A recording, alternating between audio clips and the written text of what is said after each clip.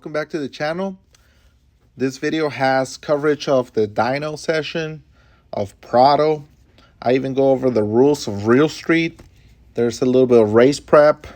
There's just a little bit of a lot of stuff that happened last month, and all this stuff in preparation for Prado, for bugging. Now we're getting ready to go to the Treffin, and the final will be October 29. See you guys there.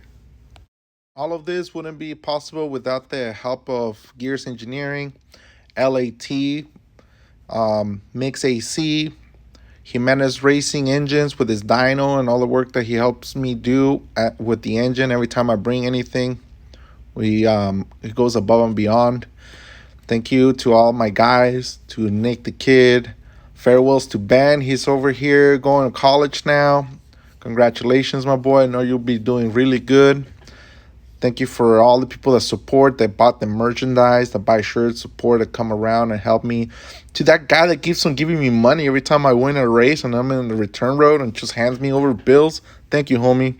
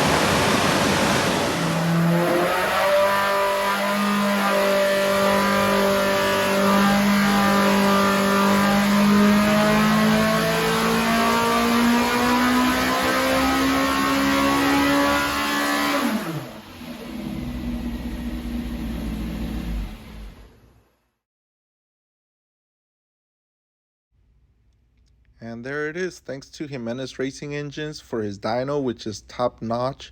He has great data logging, and he's always been part of my team, helping me figure out the engine and just make sure that we're healthy.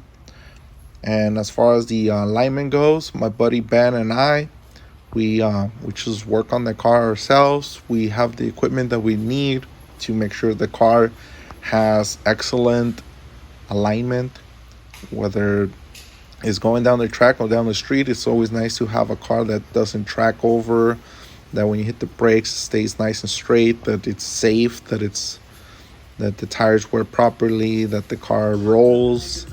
And then following the real street rules, we went ahead with the help of Nick the Kid, fabricated this deck lid standoff. The rules on real street say that the deck lid must be within 10 inches of the body. Therefore, we went ahead and built this up to spec to make sure that we are complying with the rules and regulations of the category, but we're allowing to get more air into the engine bay for the carburetors to be able to run on the tall stacks, a few other little stuff that we like to do. This just allows everything to work properly. Now, this picture here is a Prado. We made it a Prado. We parked it with my homies. We spent the night with, right here, we brought the RV, Pablo Partida's family. And then the next day we went ahead and moved the cars over to the section where we can show them and display them.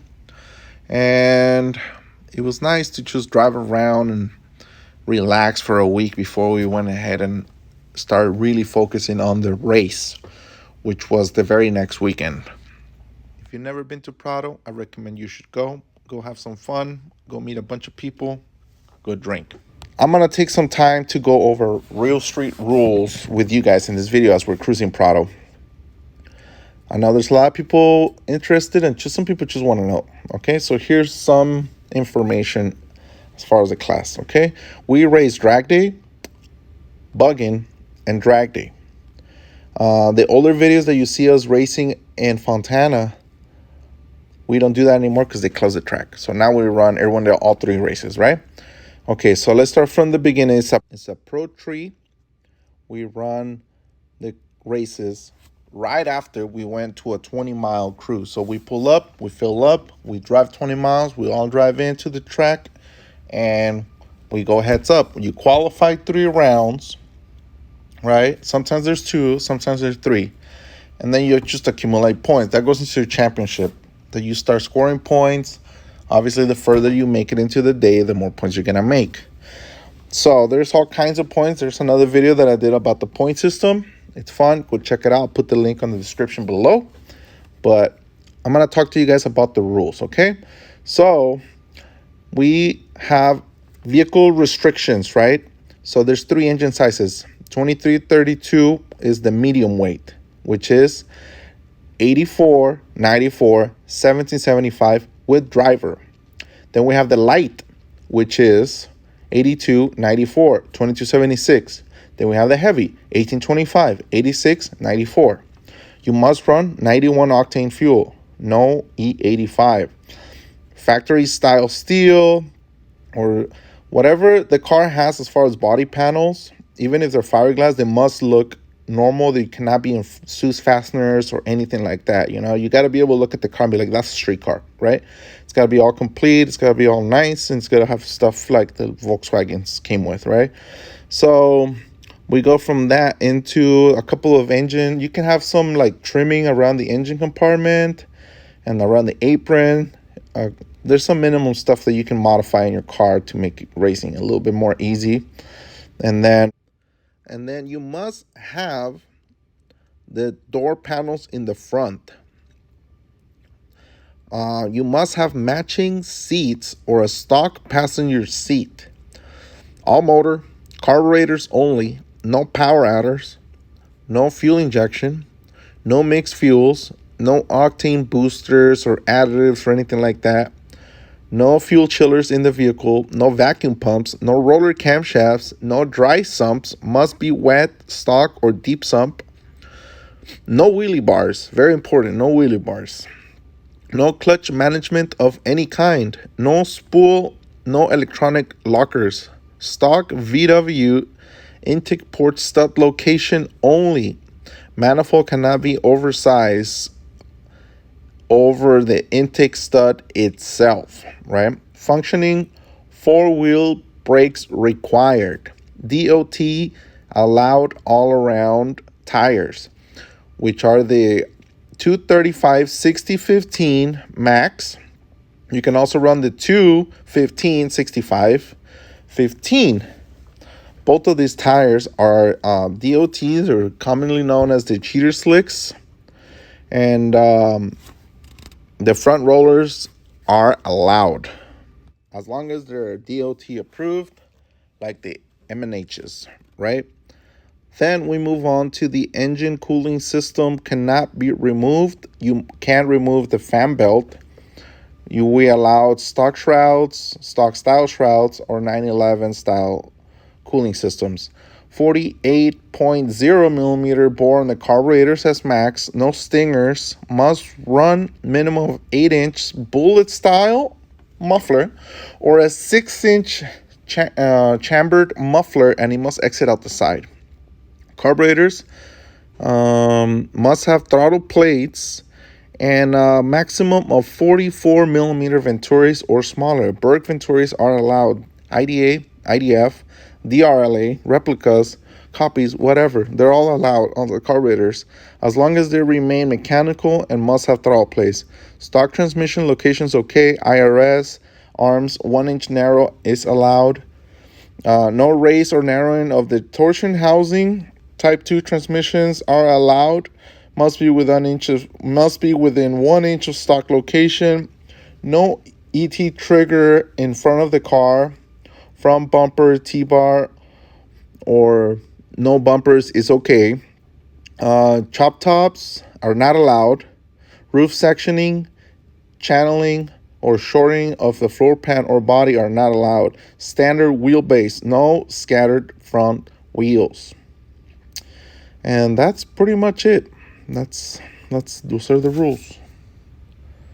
I know we're watching a bunch of random clips of whatever happened at Prado. I don't know if you should stay at Prado, but it's just footage, right? That's. I just wanted to really go over some of the stuff that we go through for the real street. These are very competitive. We have some of the best in the industry going at it, trying to win this championship, trying to set records, trying to go fast. And it's just a very challenging thing to do. It's a lot of work, and it takes very, very good engineering behind the car to get it to do what it does.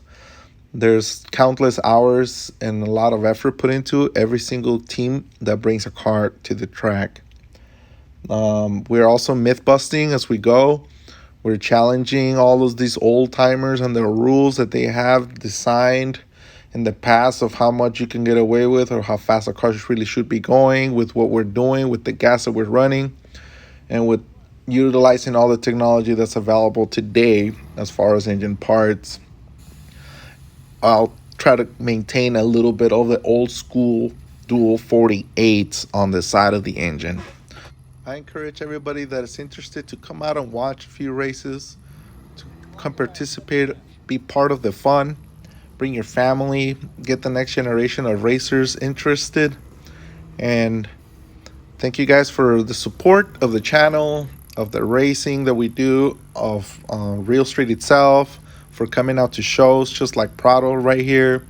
As long as we keep on having fun and keep on bringing these cars out, those of you that have seen the car in person know exactly what I'm talking about. So I want to thank everybody that made it to the end of the video. Stay tuned. I'm having some raffles coming up soon. I'm gonna be giving away some gear and some products. I'm just trying to figure out how to do it. If you have any suggestions, let me know. Here's some pictures of my buddy's cars. We also went and participated in a Mazda versus Volkswagen drag day event that happened on a Thursday night, just on a regular Thursday. And here's some pictures of that day. It was pretty cool running against them. And here you go.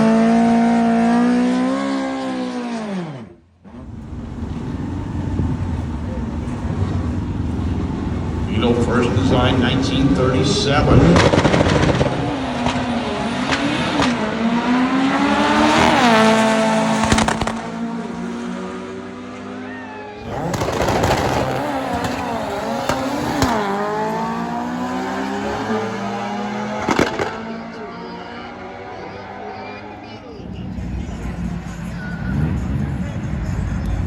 What's up, guys? Got a full turn, guys.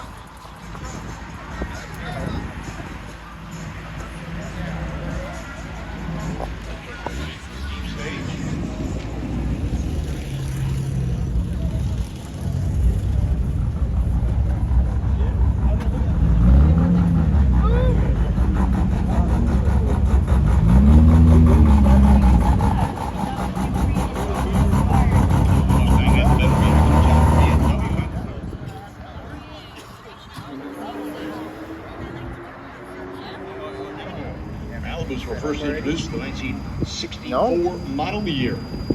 We're here at Irwindale because there was Mazda with the Volkswagen they planned out, and we're looking for a good competitor. The Corvair. 110 reaction to 5.